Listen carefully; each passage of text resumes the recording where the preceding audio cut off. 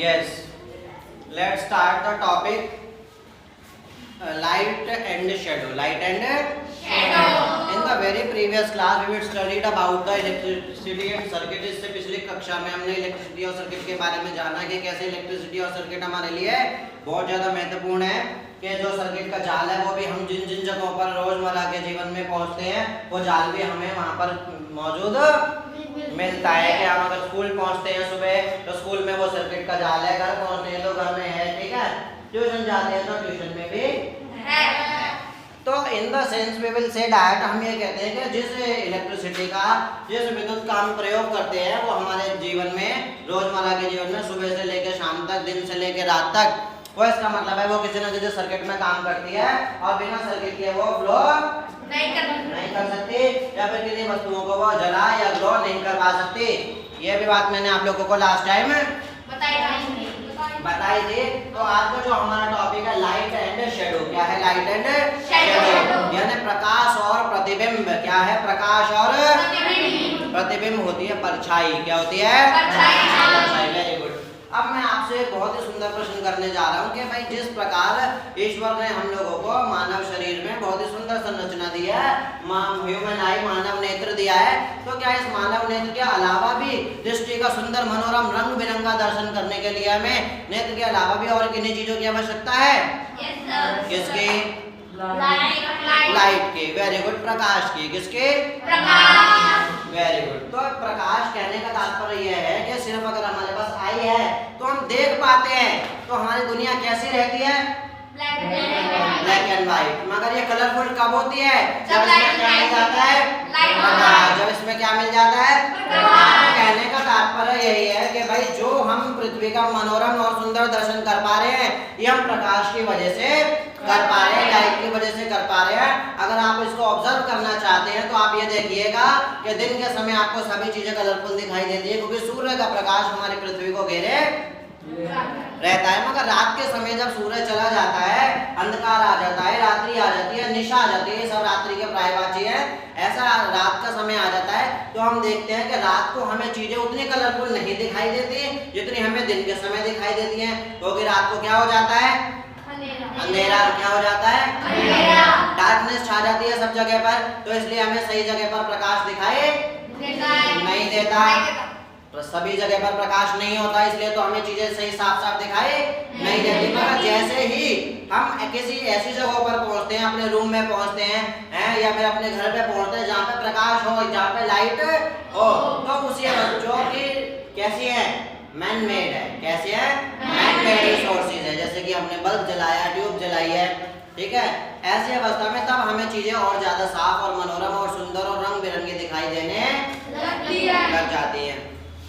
तो कहने का तात्पर्य यही है कि भाई जब हम इस नेत्र के साथ साथ प्रकाश के साथ साथ इस दुनिया का मनोरम दर्शन करते हैं तो ये हमें और ही ज्यादा बेहतरीन और सुंदर लगने लग जाती है। सबसे पहले अब हमें ये लाइट्स के बारे में ये समझना है कि जो प्रकाश है, ये जो हम प्रकाश इस्तेमाल कर रहे हैं डे में, रात में, दिन में, समय और हर समय, बहुत आधे आपने देखा होगा कि बहुत सारी सिटीज ऐसी हैं जो कभी रात को भी सोती नहीं है, वहाँ पे हमेशा काम चलता रहता है, वहाँ की सड़कों पर लोग हमेशा चलते रहते हैं। तो ऐसी अवस्था में रात के समय भी प्रकाश की आवश्यकता होगी, लाइट की आवश्यकता होगी, तो वो प्रकाश होता है कृत्रिम प्रकाश, man made sources of light. क्या होते हैं? Man made sources of light. जिनसे कि हम मानव, जैसे मानव ने बल्ब बनाया है, मानव ने ट्यूबलाइट बनाई है, ऐसी चीजों का प्रयोग करके हम जो है उन वहाँ पे प्रकाश पैदा कर लेते हैं और जो चीजें हैं वो बहुत ही सुंदर तरीके से चलने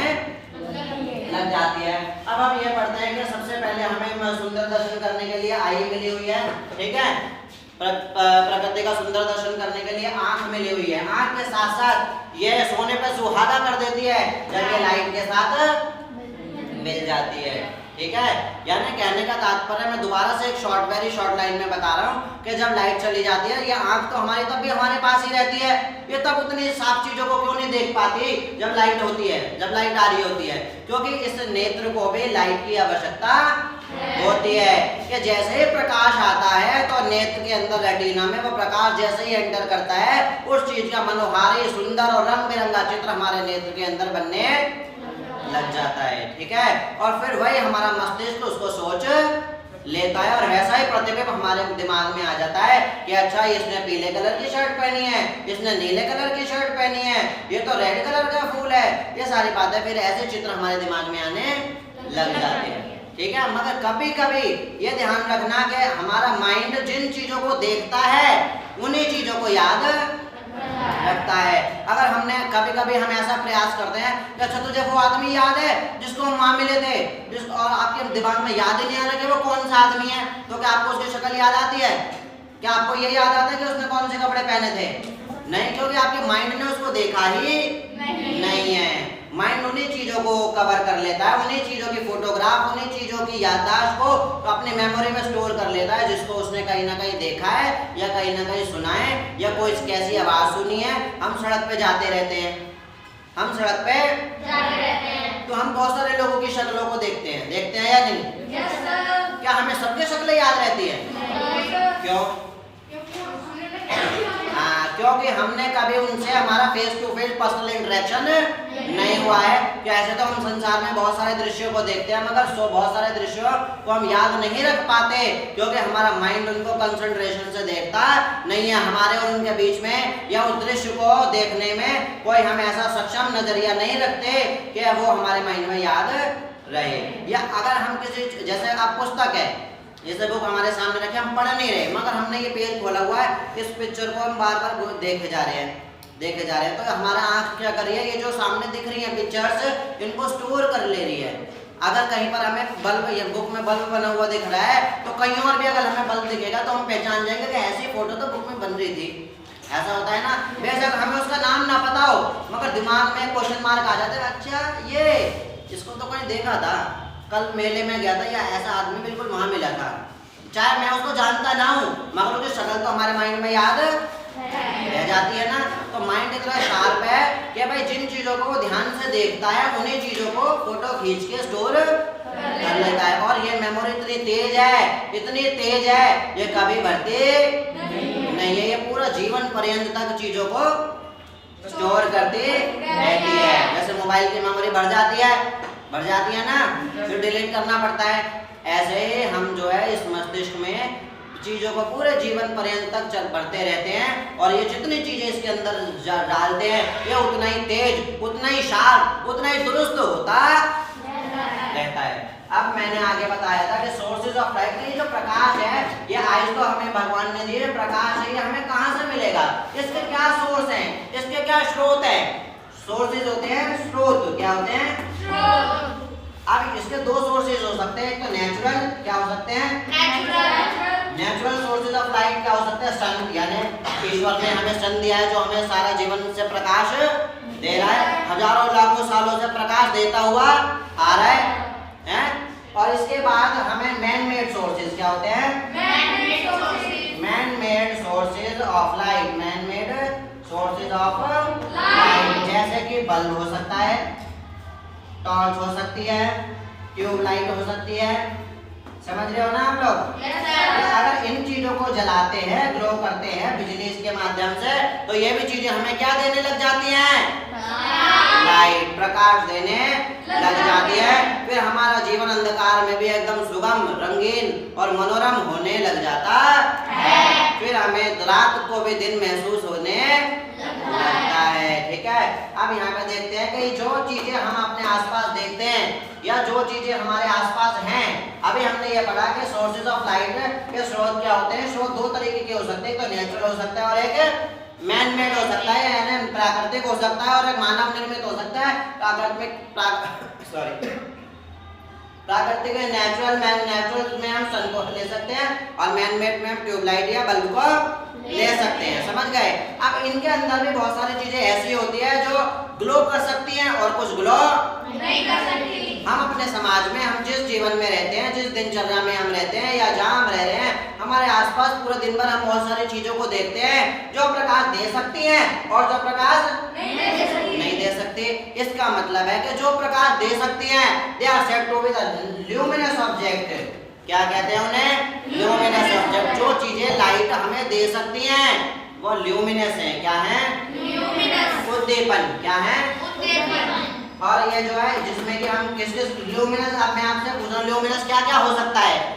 सन हो सकता है, और क्या लाइट, कौन सी चीज हमें लाइट दे सकती है? टॉर्च हो सकती है, टॉर्च भी ल्यूमिनस है, और bulb, tube light, candle, very good, किसी ने मोमबत्ती बोला है, कैंडल, स्टार्स, और जुगनू। जुगनू आपने देखा है कि इंसेक्ट होता है, उसके पीछे एक बल्ब से जलता रहता है, देखा है? जनरली हमें रात के समय देखने को मिल जाता है, वो भी हमें प्रकाश देता है, इसलिए हम उसको भी ल्यूमिनस ऑब्जेक्ट की कैटेगरी में ही काउंट करते हैं।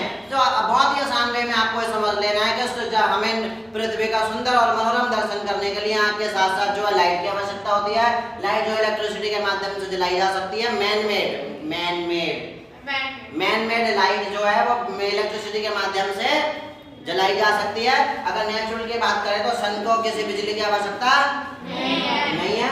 इसके बाद ये फिर से फर्दर डिवाइडेड हो जाती है दो ऑब्जेक्ट्स में, ल्यूमिनस और नॉन ल्यूमिनस में, कि भाई ये ल्यूमिनस हो सकती है और ये कुछ ऑब्जेक्ट्स हैं जो प्रकाश दे सकते हैं, जो लाइटें दे सकते हैं वो ल्यूमिनस है, और जो प्रकाश नहीं दे सकते वो नॉन ल्यूमिनस। अभी तक मैंने आपसे पूछा कि ल्यूमिनस जो होते हैं वो क्या क्या हो सकते हैं? जुगनू हो सकता है, सन हो सकती है, टॉर्च, बल्ब और कैंडल हो सकती है, ट्यूबलाइट हो सकती है।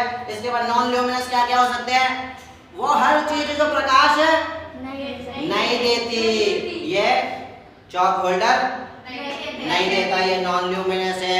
ये जैकेट नहीं देती, नॉन ल्यूमिनस है। ये बेंच नहीं देता, नॉन ल्यूमिनस है। गेट नहीं देता, नॉन ल्यूमिनस है। फैन, तो ये सारी चीजें नॉन ल्यूमिनस होती हैं। इसके बाद अगर हम आ जाते हैं, अभी तक हमने ये पढ़ा कि कुछ चीजें ल्यूमिनस होती हैं, कुछ चीजें नॉन ल्यूमिनस होती हैं। अब यहाँ पर आ जाते हैं कि मैंने लिखा है light always travel in a straight line. ये लाइट के अंदर ये खास बात होती है कि वो जो है हमेशा सीधी रेखा में ही ट्रेवल करती है। पिछले क्लास में जब मैं इलेक्ट्रिसिटी का चैप्टर पढ़ा रहा था तो मैंने आपको ये बताया था कि जब हम इलेक्ट्रिसिटी की बात करते हैं तो जब भी मैंने आपको ये बात बताई थी कि लाइट हमेशा जो है वो सीधी रेखा में ट्रेवल करती है। जैसे कि मैंने अभी बताया परसों जब ये चैप्टर पढ़ाया था, जब भी बताया था कि अगर बल्ब जल रहा है और मैंने बल्ब को किसी चीज से ढक लिया तो क्या लाइट ऐसे अंदर से होकर बाहर चली जाती है? नहीं, मैं तो बाहर जाऊंगी ऐसे चली जाती क्या? नहीं, वहीं पर ही बंद हो जाती है ना, वहीं पर ही खत्म हो जाती है। इसका मतलब ये है कि जो अगर बल्ब जलेगा तो वो सीधी रेखा में प्रकाश देगा, और अगर हम इसको कैप्चर कर देंगे, बंद कर देंगे, तो इसका प्रकाश वहीं पर ही बंद हो जाएगा। ठीक है, ये नहीं कि टेढ़ी मेढ़ी घूम के कटोरी से बाहर आ जाएगी या कपड़े से बाहर आ जाएगी, ऐसा नहीं है। इससे हमें ये पता चलता है कि लाइट जो है वो हमेशा स्ट्रेट पाथ में ट्रेवल करती है।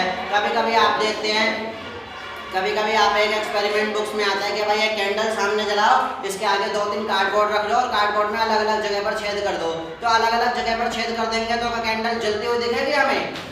नहीं, क्योंकि भाई कैंडल तो यहाँ जल रही है ना। मान लो एक होल ऊपर कर दिया, एक होल नीचे कर दिया, एक होल कैंडल के बिल्कुल बत्ती के आगे कर दिया, तो क्या कैंडल दिखेगी? नहीं। क्या ऐसे थोड़ी होगा कि होल में से ऊपर से रोशनी दिखेगी फिर नीचे से दिखेगी? ऐसे दिखेगी क्या? नहीं। अगर होल सारे एक ही लाइन में होते, अगर सारे होल एक ही लाइन में होते तो वो कैंडल जलती हुई हमें दिखाई देती, क्योंकि light always travel in a straight path, उसका प्रकाश सीधा उन तीनों छेदों में से हमारे को दिखाई पड़ता। ठीक है, बट साउंड, अगर जैसे मैं अभी बोल रहा हूँ, sound always travel with the air. ये ध्यान रखना है, दो चीजें साउंड का चैप्टर भी आता है कि भाई साउंड जो ध्वनि है, ये आवाज है, ये हमेशा हवा के साथ ट्रेवल करती है। ऐसा नहीं है कि मैं यहाँ पे अभी आपको बता रहा हूँ या बोल रहा हूँ चिल्ला चिल्ला के, तो ये बात क्या दूसरी क्लास में या क्लास के बाहर सुनाई नहीं दे रही होगी? दे रही होगी। मगर क्या इस बल्ब की रोशनी क्लास के बाहर जा रही होगी? नहीं, क्योंकि ये हमेशा सीधी रेखा में ट्रैवल करता है। ये आसपास जो इसके एरिया है उसको कवर कर लेगा। ये नहीं कि रोशनी को यहाँ से ले जाकर दूसरे कमरे में बैठ देगा, ऐसा तो नहीं करेगा ना। मगर वॉइस जो आवाज है, साउंड है, ये दूसरे कमरे में भी सुनाई दे रही है। क्यों? क्योंकि ये एयर के साथ ट्रैवल करती है। जो मैं बोल रहा हूँ वो सारी बातें एयर में मिल रही हैं और जहाँ जहाँ हवा जा रही है दूर तक सुनाई दे सकते। कभी कभी आप देखते हैं कि आप इस कमरे में बैठे हो, दूसरे कमरे में अगर कोई व्यक्ति धीरे धीरे भी बात कर रहे हैं ना और वहाँ पे बहुत शांति, तो आपको सारी बात सुनाई ऐसा होता है ना। ऐसा क्यों होता है कि भाई वो बात तो वहाँ कर रहे हैं, वो हमसे छुपाना चाह रहे हैं, इसलिए अंदर जाके बात कर रहे हैं, मगर फिर भी हमें वो बातें सुनाई दे रही है। इसका मतलब क्या है कि हम यहाँ पे एयर की एक साउंड की और एयर की एक क्वालिटी को डिस्क्राइब कर सकते हैं कि sound always travel with the air. ऐसी जो यहाँ पे लाइट है always travel in straight line, ये हमेशा स्ट्रेट लाइन में रहती है। ठीक है, इसके बाद लिख रखा है कि types of object around us, के जितनी भी चीजें हम पूरे दिन में, दिनचर्या में, जीवन काल में देखते हैं वो 3 टाइप्स के हो सकती हैं, वो 3 तरह के हो सकती है। या तो वो ट्रांसपेरेंट हो सकती है, या वो ट्रांसल्यूसेंट हो सकती है, या फिर वो ओपेक हो सकती है। Transparent are the material which allow the light to pass through them. Transparent वो वस्तुएं होती हैं जो अपने अंदर से लाइट को पास होने देती हैं। और ट्रांसलूसेंट वो होती हैं जो partially which allow the light to pass through them partially, जो अपने अंदर से पार्शियली होने देती हैं, पूरी तरीके से साफ साफ दिखाई नहीं देती मगर हल्का हल्का दिखाई देता है। ठीक है। और opaque are object which does not allow the light to pass through them. Opaque वो ऑब्जेक्ट्स होते हैं जो अपने अंदर से लाइट को पास होने नहीं देते। इसका मतलब है कि जो ट्रांसपेरेंट है ये लाइट को पास होने देती हैं, ये जो ओपेक है ये हल्का हल्का दिखाई देती हैं, और जो ये सॉरी ट्रांसलूसेंट है हल्का हल्का दिखाई देते हैं, और जो ओपेक है वो अपने अंदर से लाइट को पास होने नहीं देती। ठीक है। कहने का तात्पर्य यह है कि मैं अब आपको बताता हूँ, जो इसका छोटा सा और एक एग्जांपल, कि ये बल्ब लगा हुआ है, मैंने इसके आगे एक शीशा लगा दिया, ऐसा ग्लास, क्या लगा दिया? ग्लास। आपको पता है ना मिरर्स का भी एक अलग से चैप्टर आता है साइंस में, कि जिस शीशे के पर कोई पॉलिश नहीं लगी होती, जिसके आर पार देख सकते हैं, उसे हम ग्लास कहते हैं। क्या कहते हैं? ग्लास। और अगर इसके एक तरफ कोटिंग हो जाए जिसमें फिर फेस देखने वाला बन जाए, फिर हम इसे मिरर कहते हैं। क्या कहते हैं? मिरर।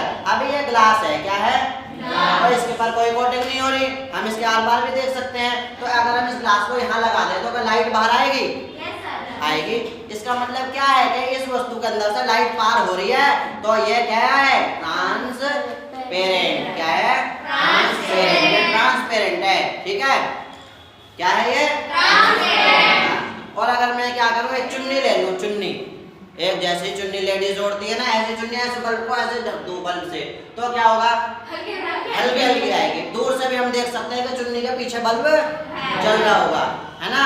तो इसका मतलब है वो पार्शियली लाइट पास करेगा। और अगर मैं ये नोटबुक से पूरा ऐसे बल्ब को ऐसे ढक दूं, तो ये बल्ब को ढक दूं तो जिस वजह से रोशनी वो इधर नहीं आ पाएगी। इसका मतलब है कि ये जो बुक है ये ओपेक है, और वो जो चुन्नी थी वो ट्रांसलूसेंट थी, और ये जो ग्लास था ये ट्रांसपेरेंट था। ठीक है। ये सारी बातें हमने जान ली है इस चैप्टर में। ये चैप्टर मैंने स्टार्ट करा है अभी, और स्टार्ट करने से पहले आज मैंने इतनी सारी बातें बताई हैं, और ये सारी बातें जो है कहीं ना कहीं इलेक्ट्रिसिटी से भी रिलेटेड हो सकती है। पिछले क्लास में हमने इलेक्ट्रिसिटी का चैप्टर पढ़ा था, जिन बच्चों ने नहीं देखा हो तो वो वीडियो भी भेजी थी, वो वीडियो देख लेना। और इसके साथ ये सारे टॉपिक्स भी एक बार हम दोबारा से डिस्कशन करेंगे नेक्स्ट क्लास में। ठीक है। And we will read the chapter thoroughly in the next class. Okay, see you, good bye.